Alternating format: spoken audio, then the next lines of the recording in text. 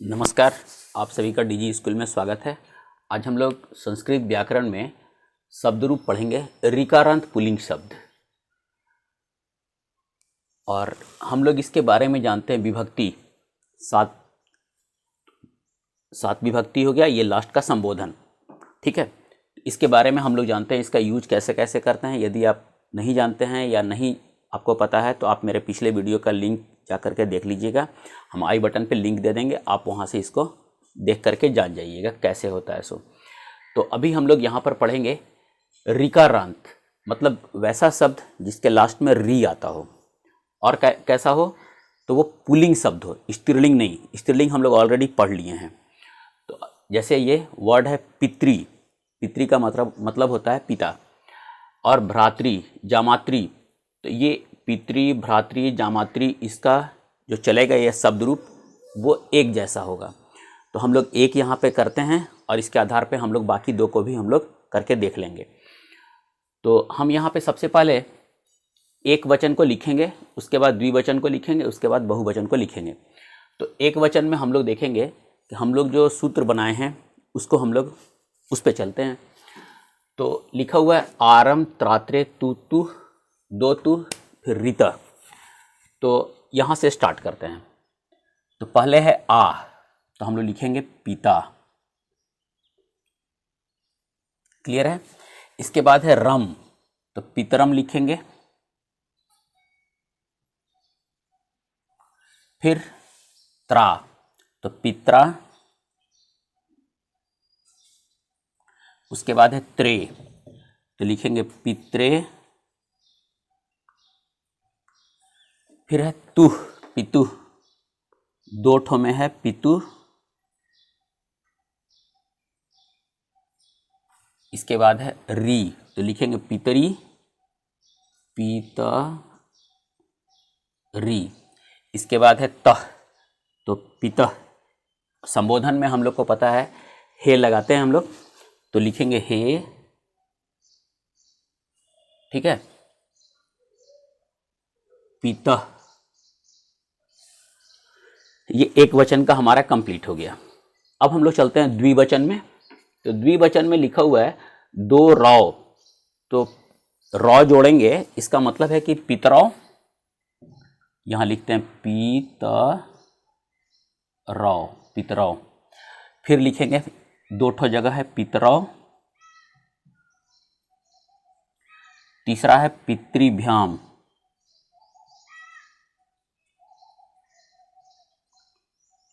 तीन लिखना है पितृभ्याम।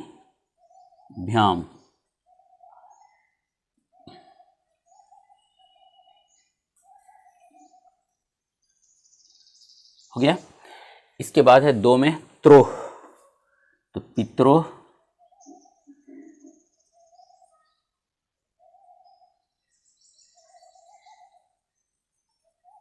यहां हम लोग कुछ भी नहीं लिखे हैं, इसका मतलब जो यहां लिखा हुआ है ना यही यहां पे उतरेगा। तो हे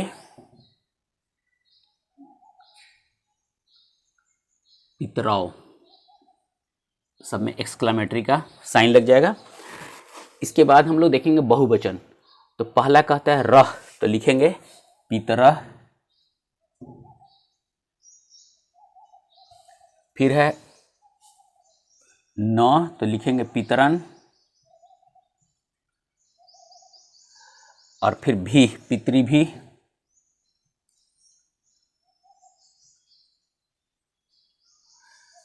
फिर है भ्य, पितृभ्य।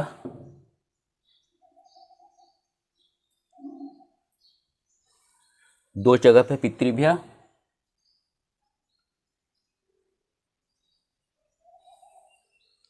फिर नाम, पितृनाम, पितृनाम। उसके बाद है पितृषु।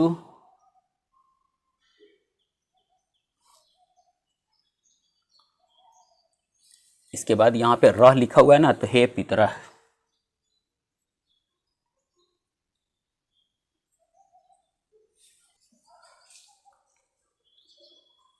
तो हम लोग इसको देखें कि ये जो हम जो लिखे हैं ये हमारा, हमको इसमें आसानी होता है लिखने में, इसीलिए हम इसको इस्तेमाल करते हैं। तो एक वचन पहले लिखेंगे, इसके बाद द्विवचन लिखेंगे, इसके बाद बहुवचन लिखेंगे। तो ये जैसे जैसे लिखा हुआ है उसी का इस्तेमाल करेंगे। पहले आ, फिर रम, फिर त्रा, फिर त्रे, फिर तुह तुह, फिर री, फिर त।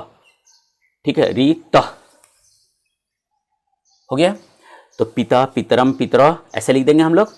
तो अब हम लोग इसको जब पढ़ेंगे तो पिता, पितरो, पितरः, पितरम, पितरो, पितॄण, पित्रा, पितृभ्याम, पितृभिः, पित्रे, पितृभ्याम, पितृभ्यः, पितुः, पितृभ्याम, पितृभ्यः, पितुः, पितरो, पितॄणाम, पितरी, पितरो, पितृषु, हे पितः, हे पितरो, हे पितरः। इसी तरीका से हम लोग भ्रातृ का भी लिखेंगे। तो भ्रातृ में चलेंगे हम लोग, सेम चीज चलेंगे। तो यहाँ जैसे ये भ्रातृ है तो यहाँ लिखेंगे भ्राता, भ्रातरो, भ्रातरः। ठीक है, फिर भ्रातृम, भ्रातृयो, भ्रातरो, भ्रातॄन्, भ्रात्रा, भ्रातृभ्याम, भ्रातृभिः, भ्रात्रे, भ्रातृभ्याम, भ्रातृभ्यः, भ्रातुः, भ्रातृभ्याम, भ्रातृभ्यः, भ्रातुः, भ्रातरो, भ्रातॄणाम, भ्रातृ, भ्रातरो, भ्रातृषु, हे भ्रातृ, हे भ्रातः, हे भ्रातरो, हे भ्रातरः। इसी तरीका से जामात्री का भी चलेंगे हम लोग। पितृ शब्द को देखे थे, अभी हम लोग देखेंगे इकारांत नपुंसक लिंग शब्द। ठीक है, ये ह्रस्व ई होगा जिसके लास्ट में, और वो नपुंसक लिंग होगा, उसी को हम लोग यहाँ पर, उसका शब्द रूप हम लोग यहाँ पर आज सीखेंगे। तो वारी, भूरी, सूची, ये नपुंसक लिंग है और ह्रस्व इकारांत है। देखिए जैसे यहाँ पे ह्रस्व ई है तो वारी हो गया, इसी का हम लोग यहाँ पर देखेंगे। तो यहाँ हम लोग वही ट्रिक अपनाएंगे, जैसे दो री, तो हम लोग पहले दो ठो री लिख देंगे, इसके बाद हम लोग णा लिखेंगे, फिर ण लिखेंगे, फिर न, दो ठो में न लिखेंगे, फिर णी लिखेंगे, और फिर प्रथमा वाला जो होगा ना वही नीचे संबोधन में हम लोग सेम चीज को लिखेंगे। तो हम लोग इसको लिखते हैं। तो पहले नंबर दो ठो री लिखा है, तो वा री, वा री, ये तो हो गया मेरा। फिर है अणा, तो वारिणा, फिर है णे, वारिणे। दो री था तो लिख दिए दो री, फिर है णा तो वारिणा, फिर वारिणे, फिर बोलता है दो ठो अड़ा लिखने को, तो वारिण।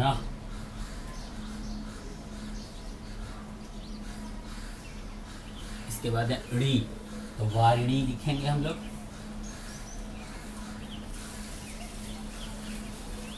और यहाँ हम लोग जो संबोधन में लिखेंगे तो हे तो लिख देंगे हम लोग, और जो मेरा पहला वाला जो है वही लिखेंगे, हे वारी। हो गया। अब हम लोग द्विवचन में चलते हैं, तो दो में बोलता है णी लिखने को, तो वारिणी लिखेंगे, वारिणी, वारिणी, दो में लिख दिए हम लोग। फिर तीन में भ्याम, वारिभ्याम,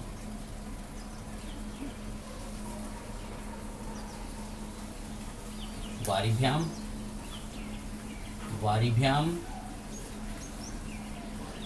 उसके बाद एक दो तीसरा भी वारिभ्याम।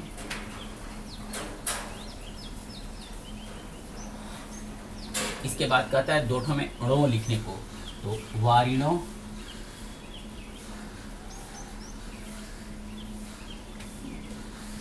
वारिणो।